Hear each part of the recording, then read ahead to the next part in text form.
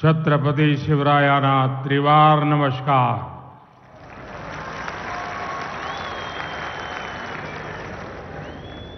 महाराष्ट्र के राज्यपाल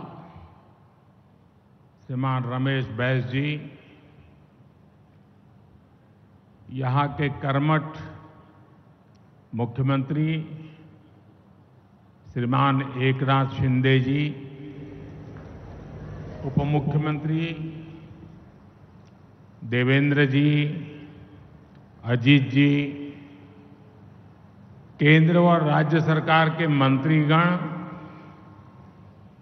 सांसदगण, विधायकगण और विशाल संख्या में हम सबको आशीर्वाद देने के लिए आए हुए मेरे परिवारजन,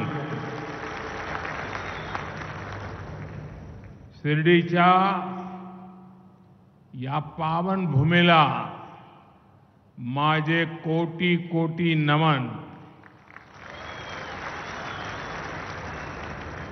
5 वर्षापूर्वी या पवित्र मंदिराला 100 वर्ष पूर्ण झालेले होते।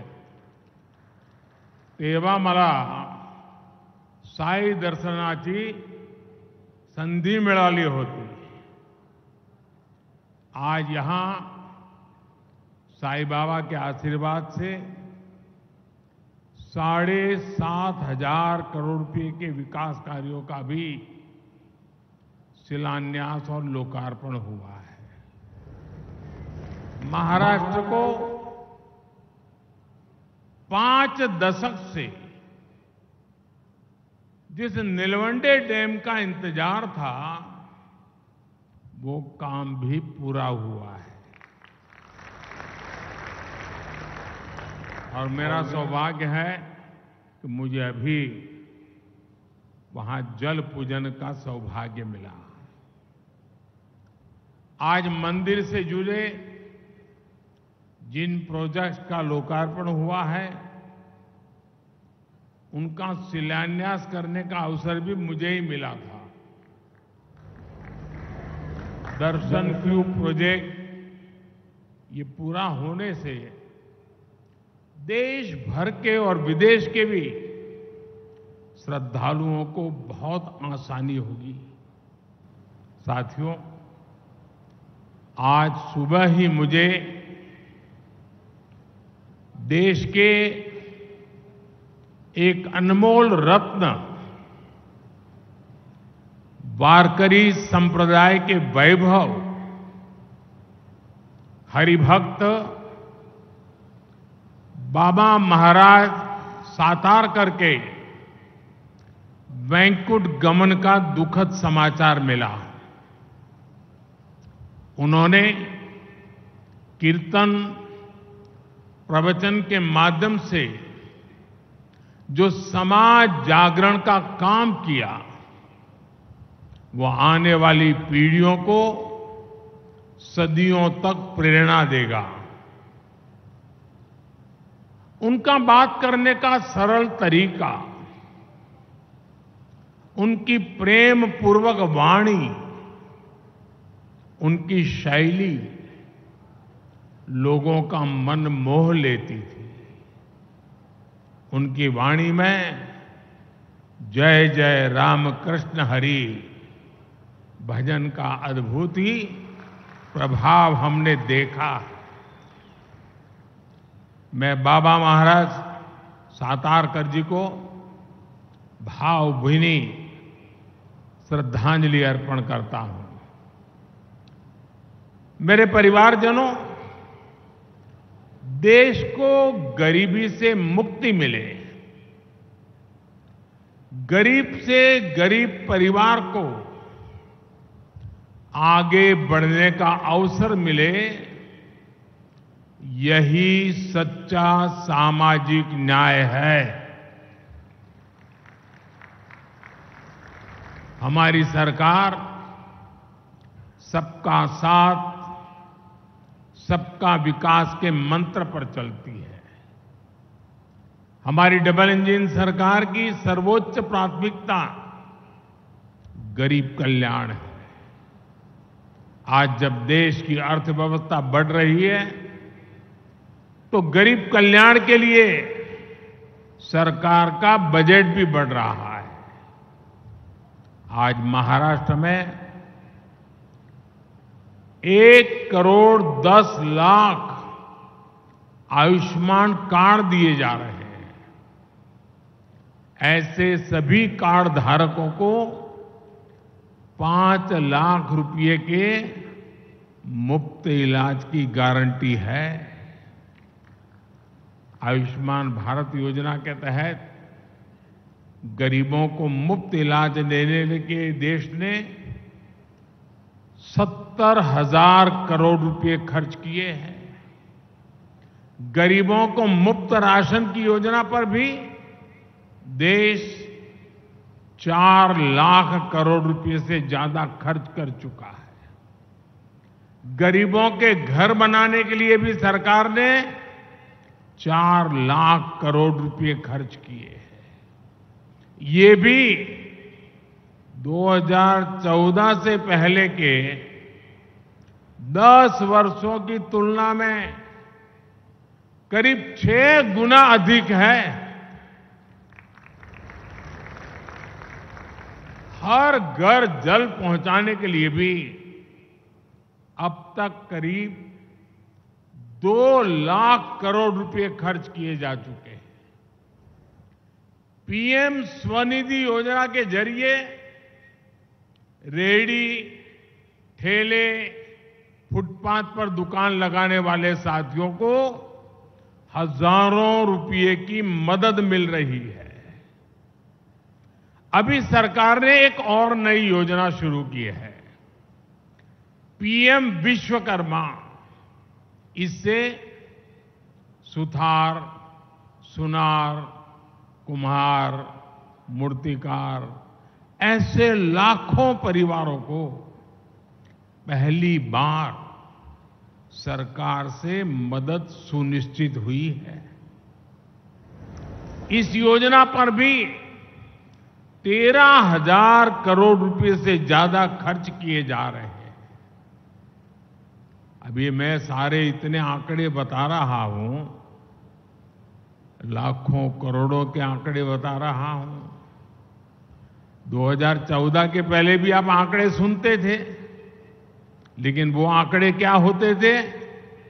इतने लाख का भ्रष्टाचार, इतने करोड़ का भ्रष्टाचार, इतने लाख करोड़ का गफला।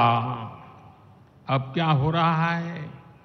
इतने लाख करोड़ इस काम के लिए खर्च किए गए, इतने लाख करोड़ इस काम के लिए। मेरे परिवारजनों, आज के कार्यक्रम में बड़ी संख्या में हमारे शेतकरी साथी भी मौजूद हैं। मैं सबसे पहले उन बालिकाओं को बहुत बहुत अभिनंदन करता हूं जिन्होंने अभी हमारे सामने हमारे शेतकरी समाज को संदेश देने के लिए धरती कहे पुकार का एक बहुत अच्छी नाटिका प्रस्तुत की। आप जरूर उसमें से संदेश लेकर के जाएंगे। मैं उन सभी बेटियों को बहुत बहुत बधाई देता हूं।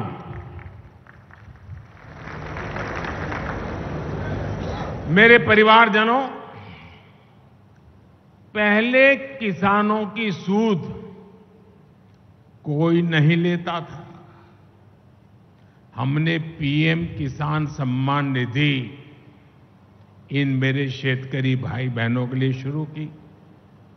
इसकी मदद से देश भर के करोड़ों छोटे किसानों को 2,60,000 करोड़ रुपए दिए गए हैं। यहां महाराष्ट्र के छोटे किसानों के बैंक खातों में भी सीधे 26,000 करोड़ रुपए ट्रांसफर हुए हैं। मुझे इस बात की खुशी है कि महाराष्ट्र सरकार ने नमो शेतकरी महासम्मान निधि योजना शुरू की है। इसके तहत महाराष्ट्र के शेतकरी परिवारों को 6,000 रुपये और अतिरिक्त दिए जाएंगे। यानी अब यहां के छोटे किसानों को सम्मान निधि के 12,000 रुपया मिलेंगे। मेरे परिवारजनों, किसानों के नाम पर वोट की राजनीति करने वालों ने आपको बूंद बूंद पानी के लिए तरसाया है। आज नीलवंडे परियोजना पर जल पूजा हुई है। इसको 1970 में स्वीकृति मिली थी। 1970 में। सोचिए, ये परियोजना 5 दशक से लटकी हुई थी। जब हमारी सरकार आई तब इस पर तेजी से काम हुआ। अब लेफ्ट बैंक कैनाल से लोगों को पानी मिलना शुरू है और जल्द ही राइट बैंक कैनाल भी शुरू होने वाली है। राज्य के सूखा प्रभावित क्षेत्रों के लिए बलिराजा जल संजीवनी योजना भी वरदान सिद्ध हो रही है। दशकों से लटकी महाराष्ट्र की 26 और सिंचाई परियोजनाओं को केंद्र सरकार पूरा कराने में जुटी है। इसका बहुत बड़ा लाभ हमारे किसानों को होगा, सूखाग्रस्त क्षेत्रों को होगा। लेकिन जब आज इस डैम से पानी मिलना शुरू हुआ है, मेरे सभी किसान भाई बहनों को मेरी एक प्रार्थना है। ये पानी परमात्मा का प्रसाद है। एक बूंद भी पानी बर्बाद नहीं होना चाहिए। पर ड्रॉप मोर क्रॉप। जितनी भी आधुनिक टेक्नोलॉजी है उसका हमने उपयोग करना चाहिए। मेरे परिवारजनों, हम सच्ची नियत से किसान के सशक्तिकरण में जुटे हैं। लेकिन कुछ लोगों ने महाराष्ट्र में किसानों के नाम सिर्फ और सिर्फ राजनीति की है। महाराष्ट्र के एक वरिष्ठ नेता केंद्र सरकार में कई वर्षों तक कृषि मंत्री रहे हैं। वैसे व्यक्तिगत रूप से तो मैं उनका सम्मान भी करता हूं, लेकिन उन्होंने किसान के लिए क्या किया? 7 साल के अपने कार्यकाल में उन्होंने देश भर के किसानों से सिर्फ, यह आंकड़ा याद रखना, 7 साल में देश भर के किसानों से सिर्फ 3.5 लाख करोड़ रुपए का एमएसपी पर अनाज खरीदा। जबकि हमारी सरकार 7 वर्षों में एमएसपी के रूप में इतने ही समय में 13.5 लाख करोड़ रुपए किसानों को दे चुकी है। 2014 से पहले दलहन और तिलहन ये किसानों को सिर्फ 500-600 करोड़ रुपए की खरीद एमएसपी पर होती थी। 500-600 करोड़।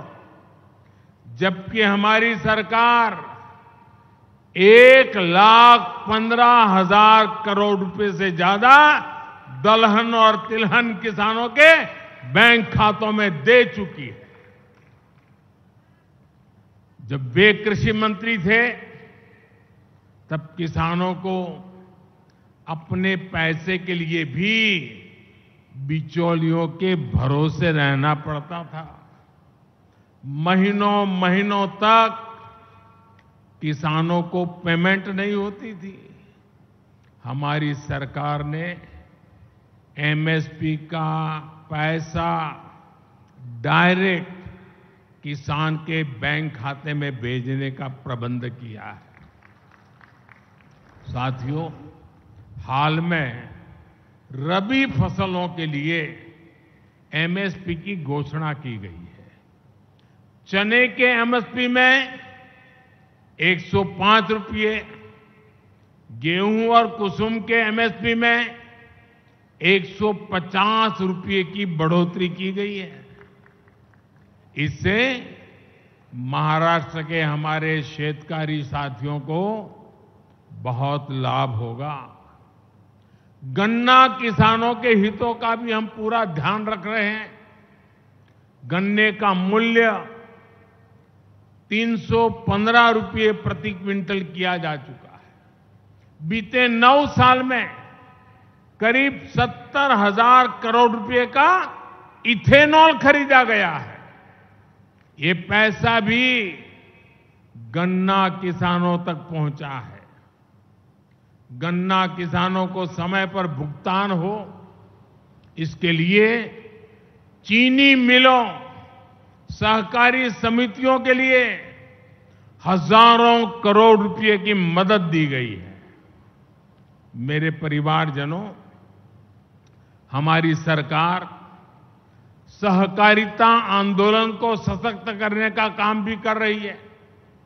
देश भर में 2 लाख से अधिक सहकारी समितियां बनाई जा रही हैं। देश के किसानों को भंडारण की, कोल्ड स्टोरेज की अधिक सुविधाएं मिले, इसके लिए भी सहकारी समितियों को, पैक्स को मदद दी जा रही है।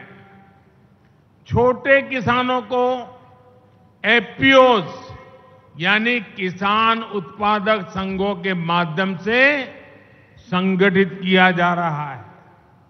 सरकार के प्रयास से अभी तक देश भर में 7,500 से अधिक एफपीओ भी बन चुके हैं। मेरे परिवारजनों, महाराष्ट्र अपार सामर्थ्य और अनगिनत संभावनाओं का केंद्र रहा है। जितना तेज महाराष्ट्र का विकास होगा,